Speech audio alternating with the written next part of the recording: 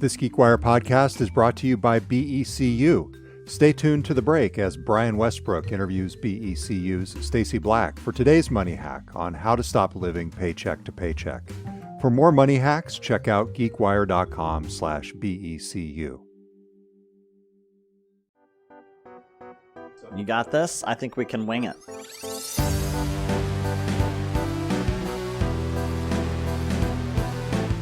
I just want to hear about your week. My week? Yeah. You know, I think the highlight of my week was I loved this. Should we talk about this on air? I'm recording already. We okay, are. Good. Yeah. AI2, the Allen Institute for AI, they've started having these sessions when they have news announcements where you go in a couple days in advance and you sit there with a few other reporters and it's a deep dive on the technology. And I got to tell you, with most companies, I'm like not into this. This is not something I would want to do. Don't pitch this on Todd. No, but this is the exception. And it's been so cool. They've done it twice now. And of course, it's nice to get the early line on what they're doing, but it's also like this. It's almost like a graduate class in some of the AI stuff. And so this week I went in on Tuesday morning and got a real deep dive on post-training AI models because they came out with this whole thing. And like, I feel like I have this understanding of it that I never would have gotten just from reading a press release. And it's this kind of cool little, I don't know. Microsoft used to do this sometimes where they'd have you in for a day to talk with Craig Mundy back then, who was their research and strategy officer, and they do demos, and it was just a big production. But this feels at AI2 more like a, I don't know, just a, like I said, a graduate class. Well, they are a lot of computer science professors and academics over there, so maybe that's how they're doing their press. Yeah, it's a good strategy. But like you said, it's not a universal strategy. I would not do this for every most startups that reaches out. Yeah. In fact, one of the executives who was there kind of stopped and went, okay, big picture. You know, like they went so far in the weeds that she needed to stop and say, okay, this is why this is important. And it was good. I'm enjoying it. Usually other reporters and something like that is a little bit obnoxious because, you know, they're getting all the information you're getting, but it actually adds to it in this situation because they're asking questions based on their reporting experience on AI. And it's super helpful. So that's my week. That's a highlight from my week. I could tell you about all the negative things. Well, I know you had attempts to go over to Microsoft this week to do some interviews. Oh, that's right. But I forgot about that. The bomb cyclone storms and the bomb cyclone have created chaos on the east side of Seattle, Washington. I was scheduled to talk with a couple of the Windows leaders about the next installment in our Microsoft at 50 series, and their building was closed down on the day that I was supposed to go over there. Yeah, so, it's been a real mess. Yeah, but not for us on the Seattle side. Right. Yeah, it's just hit the east side really hard. I mean, yes. If you look at the power outage map, it is essentially everything east of Lake Washington. Yes. And people are assuming when they're outside the region that the whole region got hit. My mom was frantically trying to get in touch with me yesterday, and I was like, what? Sorry. You're just ignoring her calls? No, I wasn't ignoring. I just had a lot going on with the cat and all this stuff, and so I just didn't understand the urgency. Speaking of the cat, and I'm glad the cat's doing okay. Yes. Doing better. Yes. But when are we going to see the update on the raccoon and AI story? Let's do a tease for this, because this is what most GeekWire readers and listeners want to hear about. Oh, really? Okay. I do. I think it's a fascinating story. Okay. A while back, for people who didn't see this, I wrote about the Ring cameras capturing a raccoon getting in through our cat door. And I then found that raccoon in our living room, which, let me tell you, with multiple other raccoons ready to get into the house outside. As well. Yes. Ready to pounce. And long story, but this Seattle area AI startup called Groundlight AI, and I'm going to be writing about this, so this is a little bit of a teaser. They came up with a solution based on their technology, which is usually used in industrial settings like image recognition in AIs, object recognition in AI. Usually it's in that setting, but they used it to train a model to recognize the raccoons. Now, did you prompt them, or did they reach out? They reached out to me. After they reached out to me after they saw my story, which is, I was thinking about this. This was probably one of the best PR strategies I've seen in a while. Absolutely. So they came out, they installed a whole setup, and I'll write about it. But the beauty of this AI is that it can distinguish between our cats and the raccoons. So our cats are free to go in and out without any of the alarm. Let's just call it an alarm that we've effectively set up.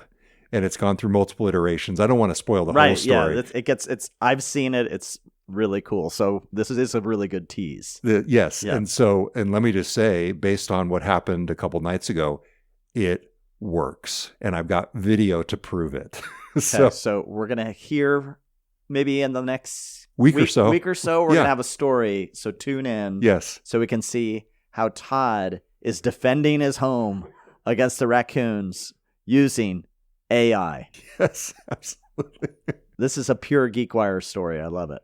All right. So, hey, coming up later on in this episode, I want to talk a little bit about what Elon Musk's problem with Microsoft is and the new court filings and the emails that have surfaced that kind of get into all this stuff.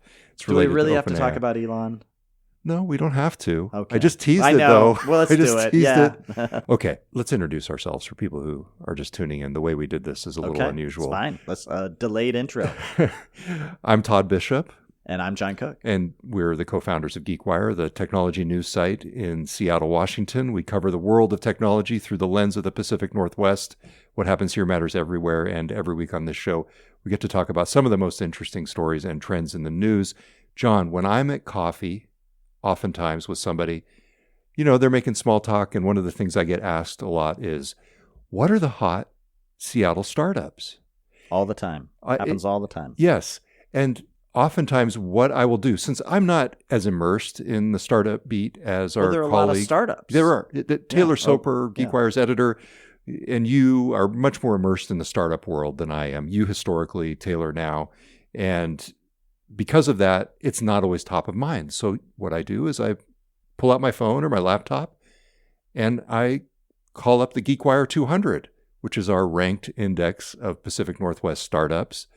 And this week, we just had an update on this index, the GeekWire 200, which has been around, I'd say of the things we do, it's been around almost as long as the podcast. I mean, it's going on 10 years or so now. Oh, yeah. At least. Yeah, absolutely. And so what this is we have a database of as many of the Seattle startups as we can possibly get. There, I think, are more than 1,200 of them in there now. We run an algorithm over it, essentially, that weights different things. Employee count is an important one that we take into consideration. These days, we add a little bit of editorial judgment into the mix. And with the latest update, we've got a new number one. That's right. Who is it? You don't know? No, I do know. It is HighSpot. HighSpot. This is an interesting one. This is a company that is involved in sales intelligence and really helps people who are involved in sales get prepared for calls, know when to follow up. It's got some AI components to it these days. This company has been around for a while. Yeah, absolutely. And interestingly, it knocked out of the top spot Outreach, which is another Seattle area company, which is in a related space. These two companies are not that far apart, but it does speak to the rich history of B2B companies in the Seattle area. So these enterprise software companies that are selling to other companies to help their businesses operate more efficiently. So yeah, there's a new number one. That's interesting. I wouldn't have thought of sales automation, sales intelligence as a natural outgrowth of the Seattle area's historic technology focus. But the way you just described that actually has me rethinking that. It is about enterprise technology, and that's one of the huge strengths here, thanks in part to Microsoft and others. Yeah, and I know you did an analysis. I thought it was really cool. You took the GeekWire 200 list and put it into Notebook LM. Yes. Which was really cool because you started to see some trends emerging, and this was one of them. You saw a real focus on enterprise software and SaaS-oriented businesses, which, I mean, you look at the GeekWire 200, it's loaded with those companies. For the real analysis, we should point out GeekWire's Taylor Soper. Our own humans are better. Yeah, Taylor's post was far better than the Notebook LM analysis. So we'll point to his post. But I was impressed with Notebook LM. It also pointed out that artificial intelligence is a prominent sector. Truveta, Protect AI, DropZone AI, Y Labs, WellSaid, Sanctuary AI, Outbound AI, all these companies, maybe some of them were obvious, but in other respects, it wasn't completely obvious. Just right. From it the just names. didn't have AI in the name Right. to get picked up there, which I thought was impressive. Yes. Udly, Yeah, but you also saw these other trends that were pointed out. Like there's some strength in hardware-oriented companies, so companies like Agility Robotics, and then also clean tech. And you see companies like Helion and Zap Energy moving up the charts. Carbon Robotics, which is now number 17. So you're really starting to see some key industries, whether it's in climate tech, traditional software, SaaS, and then, of course, AI. And then enterprise software being a really big theme of the GeekWire 200 list, which we also should say we're excited to have JP Morgan Chase as our new sponsor of the GeekWire 200 list. So we're excited to have them on board as a partner. And we're going to be doing more with this list as we go into 2025, including some unique surveying of executives that are on this list. We've done some of that surveying in conjunction with this list in the past, and it's been super insightful in terms of informing our reporting, understanding what's going on. So as you said, look for that in 2025. And yes, very cool that JP Morgan Chase is on board to help make this feature possible. Anything else stand out to you on the list? Well, we've instituted some changes over the years. So we should point out that companies that are now older than 15 years are no longer permitted on the list. We feel they're not really startups at that point. They've graduated to a new maturity. And then companies that, as has always been the case, if a company is acquired, goes public, or goes out of business, then they also get removed. So what was interesting to me is I went back and I looked at the list from early 2021. And what stood out to me is that we've had a lot of churn in the top 10. In fact, a lot of churn in the entire list. And one of the things we're trying to do with the list going forward is to make it more dynamic, so some of the really young and up-and-coming companies get some additional recognition. But back in 2021, let me quiz you. Do you know who the number one company was back in 2021? I would guess Blue Origin. It was Blue Origin. So Jeff Bezos' space venture. Right. And they are well past 15 years at this point, so they were removed. But 8 of the 10 companies really have either were acquired, went out of business, Convoy as an example, went out of business, or an asset sale.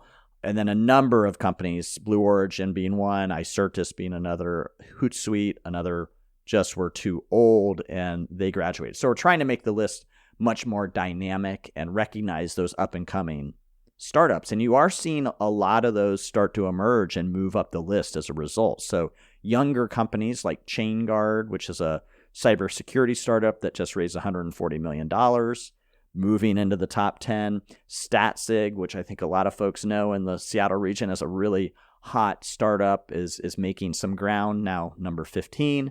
So it's pretty cool to see some of these younger companies making a mark and moving up the list. One of the new entrants for this new quarterly ranking is Augur, which is a company that was started by Dave Clark, who is the former Amazon consumer and logistics chief.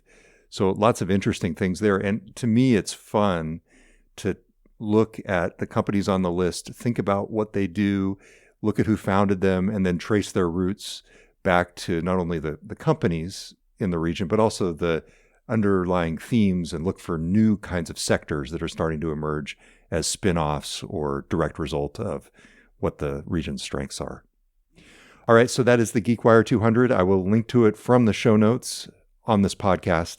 We'll be right back with a discussion of Elon Musk and Microsoft. That's coming up next. This GeekWire podcast is brought to you by BECU. Stay tuned as Brian Westbrook interviews BECU's Stacy Black for today's money hack on how to stop living paycheck to paycheck. And for more money hacks, check out geekwire.com/BECU. Are you living paycheck to paycheck? Help is on the way. Lead financial educator for BECU, Stacy Black, is here with me. You have some tips. What should people know? Number 1, avoid quick fixes like payday loans or pawn shops. They seem like they're going to do the trick, but it just puts us in a deeper hole. And I would say look big picture, long term. Think about what resources are out there and available to you, and check with your financial institution. I know BECU has a lot of great resources for our members. What if you are feeling like you're alone? What would you say? You are not alone. 62% of us are living paycheck to paycheck. And so it's pretty prevalent. Just know that you're not alone and there is help available. More advice and tips and tricks from Stacy Black, lead financial educator for BECU, is available on Money Hacks at geekwire.com/BECU. Listen to the full interview and find more episodes of Money Hacks at geekwire.com/BECU and find more information at becu.org.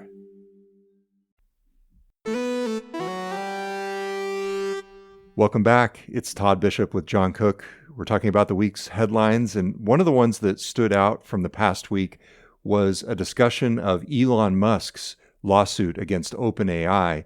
Microsoft was added to that lawsuit by Elon Musk. This gets to the origins of OpenAI and whether the organization is true to the mission that Elon Musk and Sam Altman, as two of the original co-founders of that organization, the nonprofit organization, really envisioned for OpenAI. And Elon Musk, his contention is that OpenAI has strayed so far from the original mission, and he added Microsoft as a defendant to the suit. And just the ability to read through some of these emails, it's one of my favorite things, I got to tell you, is when something reaches the point where there's a dispute and there's just email threads that get thrust into the public domain. It's where you really learn how these people operate. Exactly. Yeah. So in this case, there was kind of a spicy email thread that Elon Musk put out about Microsoft. In 2016. So this even predates Microsoft's big investment in OpenAI. By a few years. But really kind of when they were starting to couple up. Exactly. It was kind of early in the stages of OpenAI, but it highlighted the fact that what Microsoft had of value that OpenAI needed was cloud computing resources. And over the years, that translated into vast cloud computing resources and the ability to use Microsoft Azure to train what became ChatGPT and everything else. Well, it's interesting because now you're seeing this as a real discussion point as it relates to new data centers. And what struck me is, eight years ago, at the inception of this discussion, that was a major sticking point, major negotiating point even then. So they saw that this was coming, which is interesting. What cracked me up about the threads, Microsoft has kind of these playbooks that you can see unfold. And one of the things that you can tell they do with their partnerships is they'll often provide a discount in exchange for certain terms. In this case, for example, Microsoft asked OpenAI to, quote, evangelize Azure. And they were going to give them about a $50 million discount on a $60 million Azure deal. So basically give it to them for free if OpenAI agreed to evangelize Azure among its developers. And of course, Elon Musk's reaction to that was colorful, to say the least. He said, quote, "This actually made me feel nauseous. It sucks and is exactly what I would expect from them." That was his email. And then he went on to say that he didn't want OpenAI to become Microsoft's marketing BITCH. Yeah, I read this story. It was a good story, a nice digging up this little nugget in there. It really kind of struck me because, is it really that bad of a thing to ask? Who cares? Don't these deals get struck all the time? That you trade some cash value for some marketing, and isn't a true partnership? Wouldn't you want to tout your partners in a true partnership? Yes. It seems like there's an imbalance in the relationship just right from the beginning based on this, because why wouldn't OpenAI be comfortable sharing that they're using Azure? And why wouldn't Microsoft want to have this up-and-coming startup be part of their ecosystem? It seems like it's a win-win for both. So the negative reaction right off the bat is just, I don't know, just maybe big egos colliding. I get what you're saying, and that is the pragmatic business response, and it's really the way the business world works. You see these deals all the time. However, from a more altruistic standpoint, what if OpenAI went in there, they were committed to this deal to be able to get the cloud computing resources from Microsoft, and they realized Azure kind of sucks. Yeah. I mean, I'm not saying that's what happened, but hypothetically, what if that happened and they were hamstrung because they committed as part of this formal deal, which they ended up not, but hypothetically say they had, to evangelize Azure. It's a bit of a heavy-handed corporate move to say, hey, even before you're on this thing and really using it at scale, we're going to ask you to go out and say nice things about it. Yeah, I guess I see that, but knowing the way this is unfolded, Right. that essentially Microsoft traded massive computing power through Azure as part of the deal to OpenAI. OpenAI did commit to using Azure. Now, did they do that just even if it's an inferior product, just because they're a partner, or Right? I'm sure they committed and they doubled down in 2019 with the $1 billion investment at the time, which has since become up, about $14 billion. Wasn't by this Microsoft. Wasn't this a sticking point though? Right. The relationship has evolved in many different ways over the past 8 years since these initial discussions. And more recently, I think you've seen Microsoft want to make sure that it has the autonomy, the independence to not have to rely on OpenAI just in case OpenAI goes sideways, as we saw with Sam Altman and the situation being ousted, with him being ousted as CEO. So here's my prediction. Yes. And you are way more I don't know. depth on this story and much closer to it than I am. But just based on everything that has happened since then, including the wild story of Sam Altman being ousted and now back, and then the investment and the trade deals. Here's my prediction. This relationship between OpenAI and Microsoft is going to blow up. Because, you can't operate with a business partner like this, that there's this. Now, granted, this was largely sparked by Elon Musk, who's no longer involved. But that said, look at the trauma and drama that has been part of this relationship. Now we're getting insights into it all the way back to 2016. It doesn't seem healthy to me. I think as long as OpenAI... Everyone's making a lot of money. Right. Yeah, and OpenAI needs the cloud computing resources. Microsoft then, in turn, benefits from the relationship. The Azure OpenAI service is driving significant incremental revenue for Microsoft's cloud computing business at this point. Microsoft said recently that its AI businesses are on track to surpass $10 billion in annual run rate. I mean, how much is that tied to OpenAI? A significant amount. I don't think it's the entire thing, maybe not even half, but it's meaningful as part of it. So everyone's making a lot of money, so we'll deal with each other's strange behaviors. Yes. Yeah. I mean, that is how business works too, but it just doesn't seem like a healthy partnership. And I think this story that you wrote speaks to it being an unhealthy partnership from the very beginning. Yes, but then you've got the Elon Musk wild card that I think it's hard to view it. Doesn't Sam Altman seem like a bit of a strange character in all of this? He's a unique individual. Yeah, so I don't know. But I'll stick by my prediction. Okay. We're getting to the end of the year. We're getting to that point where we should have a predictions podcast. We should. Too. We should do that. I think that's a good idea. All right, we've got a little bit more to talk about. Stick around. We'll be right back. Welcome back. It's Todd Bishop and John Cook. It's been a busy week. We had folks in here at the office one day. We were out at the WTIA 40th anniversary celebration, the Washington Technology Industry Association. That was a great event. Mayor Bruce Harrell from the city of Seattle was there, and that was one of the most interesting parts of it for me. But tell me about your week, John. You asked me about mine. We've been out and about. I actually moderated a panel this week. The Deloitte Fast 500 was released with a number of Pacific Northwest companies making the list, and I happened to moderate a panel discussion with a number of startup CEOs. So yeah, it's been a busy week out on the tech event circuit. You and I drove down to the WTIA event at the Collective in Seattle, the co-working space. Cool space, good food. Oh yeah, I thought that was some of the best event food I've had in a while. I gotta say, at the Deloitte event at the W Seattle, I was blown away by the food. Really? It was wonderful. But it was interesting because Mayor Bruce Harrell showed up.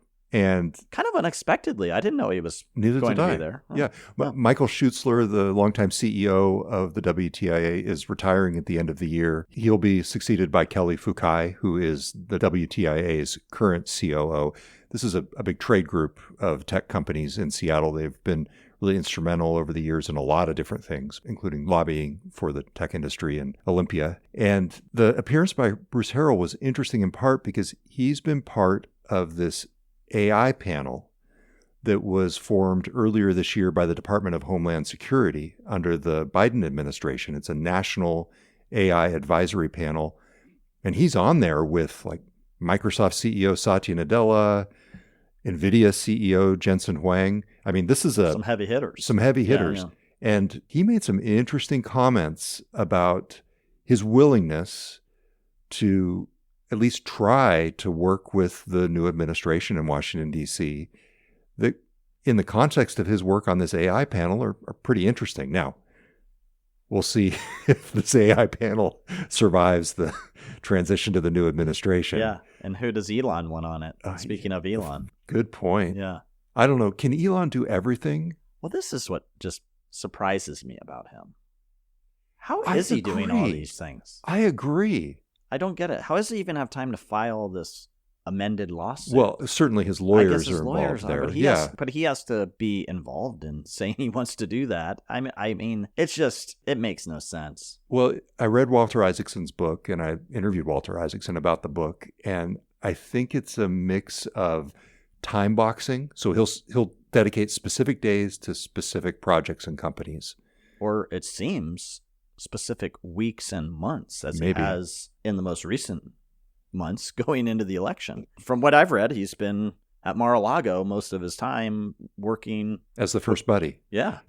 As he put it. At any rate, I think this is an interesting question. I like your question because it gets it out of the political realm, which is a third rail always and even more so lately. So I think going back to Walter Isaacson's book and studying how Elon does it, I mean, he, for one thing, we know is bringing all of his multiple families together into the same compound, right? We know that from some reporting. With, I think, mixed success. Right, in the New York Times, yes. Yeah. Right, but you can see in that the template for what makes things work. I mean, he's adjusting his life and configuring his entire setup in the world for his own convenience and efficiency. Yeah, well, anyway. There's enough said about Elon, so okay. Let's move on. Yes. So Bruce Harrell's comments were interesting. I will link to the story that our colleague Taylor Soper did on that one. And it was encouraging to hear. He said, I'm not going to be going to D.C. with my fist balled. You know, I'm not going to be going into D.C. loaded for bear. That was what I took. Yeah. It was interesting how he phrased it. And this is kind of the backstory of it, because I think he caught himself. I think he was starting to go down a path of saying something negative and caught himself, and that was his quote that came out of it. So he was sort of in his own mind counteracting what he really wanted to say. Yeah, in real time, and that was what was kind of interesting to watch. But I think to Mayor Harrell's point, he also spoke about the need for Seattle to step up and for this to be a robust innovation community and what that's going to take to continue it. Obviously, it was in the context of the WTIA and 40 years of the WTIA supporting the tech industry. And what's it going to take for the next 40 years to make sure that this region remains a very vibrant technology hub? I mean, it has a lot going for it. And it's just making sure the story is well known, which is part of that, but also supporting entrepreneurship and innovation here at every turn. He said at one point, you all know that AI is a game changer, right? And of course, he's talking to the tech crowd. Yeah. As Taylor noted in his story, Mayor Harrell is also involved in helping the city launch a new downtown hub focused on AI startups. And this was interesting to me. In recent conversations with mayors from other cities, Harrell said he asks his peers about Seattle's brand. And he said, quote, they think of technology and innovation. They think of us as forward thinking. And the issue is that's not what you would get about Seattle from most of the national media. Well, it is what you'd get about the business sector. I think if you ask business and technology people and leaders at various communities, I think you would get that. Yeah, you're right. If you ask the general populace about what Seattle's like, it's like a, liberal city on fire. Right? I mean, it's it's such a misguided notion of what's happening here. But, a bomb cyclone of liberality. Yeah. Of liberal politics. There's certainly some of that, but it throws into the trash can everything amazing that is going on here as well. Yeah. And as we all know, that's just one side of the story. Hey, I wanted to mention one thing from my panel discussion that I found interesting when I was at the Deloitte Fast 500 event. So there were 5 panelists representing different industries, from healthcare, life sciences, to gaming, to software, to logistics. And what struck me as interesting was, of the 5, one was a hybrid approach, the life sciences company that obviously needs people in the labs. So in terms of where their employees are. Yeah. This is a return to office discussion. And one was 5 days a week in the office. And the other 3 were all remote first. Fully remote. And it brought up the question of, like, what does the Seattle startup ecosystem even mean in that environment? And it was a question that was asked by Don Heisler of Deloitte. It was interesting because it was the question I was going to ask thankfully he preempted me. And this is something I've just continuously struggled with and have thought a lot about. And it ties into what Mayor Harrell was saying too. Like, we are this innovation economy, but when your teams are spread all over the country or all over the world, and you're, I'm doing the air quotes, or your headquarters is here, but really it's just a couple people. What does it really mean and I just find this really interesting. And especially at a time when you see very big companies moving back to the more traditional 5 days in the office, and we've talked a lot about why they're doing that on this podcast, I do still see a number of startups that are very much operating in the remote first environment for a variety of reasons, even though oftentimes venture capitalists do not. A lot of the venture capitalists I speak to think it's an absolute wrong move.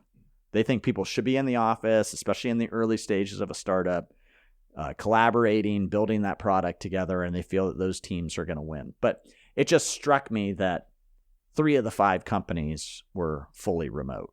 That is interesting, and it ties back to our opening conversation about the GeekWire 200 too. Right. That list is about Pacific Northwest startups, and the definition of that is very ambiguous at this point. Well, you have a company like Zenoti, which is number 2. They were also recognized at the Fast 500 event as a fast-growing company. I mean, that's a company whose leadership team is in the Seattle area, but a large percentage of their engineering workforce is in India. And you're definitely seeing that model play out as well, where you have a large workforce overseas, oftentimes in India, and the sales and executive team here. And so it does speak to just where those jobs are going. And it'll be interesting to see what happens in a new emerging world in a new administration, speaking to some of the political discussion we've had here, with immigration laws potentially changing, with just how that talent gets repurposed. Maybe it becomes a lot easier to have your technology workforce spread out all over the world and not dealing with, importing talent here. Offshoring has been around for a long time, and it would be very common from a Microsoft angle, for example, to have a big workforce of engineers in Bangalore or Hyderabad or other places in India. And now you have these new technologies and just the norms of remote work enabling that further. And you also have the distribution across the United States and into Canada as well. And so I think that is just this stew of remote work that's much more enabled in this entire environment. Yeah. So I guess, maybe I'm getting ahead of myself on the predictions podcast, which we got to have, but maybe that is a prediction as well, is that over the next 4 years, as we see immigration policies change, we're going to see tech companies even more so distribute their workforce across the planet just to tap into talent, which is kind of reverse to the trend of like everyone's going to be 5 days in the office. Whereas you might have brought somebody into the country in the past. Yes. Now you have them stay where they are and have them work remotely. And it also speaks to just the efficiencies that are going to be gained through things like AI. I mean, there have been a lot of people who've talked about the fact that we're going to see the first unicorn company, $1 billion valuation or more, that's 10 people, a 10 person workforce, unicorn style company with a very unique workforce that's powering that company. So, well, let me check with Notebook LM and I'll get back to you on that. anyway, it just struck me in terms of, I know we've talked about the remote work and return to office, and it's just an ongoing discussion point and debate. And it's just, I find it really interesting how startup companies are approaching it versus the big companies, their rationale for it. I just feel like it's still evolving. Yeah. We have not seen the outcome yet. No, not at all. And do you feel like it's evolving in one direction or the other? I feel like I do feel like I think it's moving in different directions for different, like, it does feel to me like these startup companies, there is a trend towards like, let's be as efficient as possible with our talent. Let's either nearshore or tap into a remote workforce that we can get some cheaper labor to help build our product. And so there's that aspect of the efficiency of it. But you have seen on the big company side the pendulum swinging towards 5 days in the office. But again, I think that's also because of efficiency. I think that's a move to remove a section of the workforce so those companies are not as big as they used to be, tying into my fact that the next, not maybe the next, but a future unicorn is going to be 15 people versus Amazon's 1.5 million people. Right. And Amazon is probably seeing that and wants to shrink. Right. Not quite down to 15, however. Probably not down to 15. That would be an interesting experiment to see if Amazon could operate their business with 15 people. That's science fiction at that point. Yes. They would have to have a lot of robotics yes. and automated systems. And quite a hive brain, I'm sure. All right. Well, it makes it interesting from our perspective because the site was founded on a unique proposition of covering Pacific Northwest startups, and the definition of those is changing. Yeah, absolutely. We think about this. Thanks for chatting. This is fun. Great to catch up. Until next time, I'm Todd Bishop. And I'm John Cook. We'll be back next week with a new episode of the GeekWire podcast.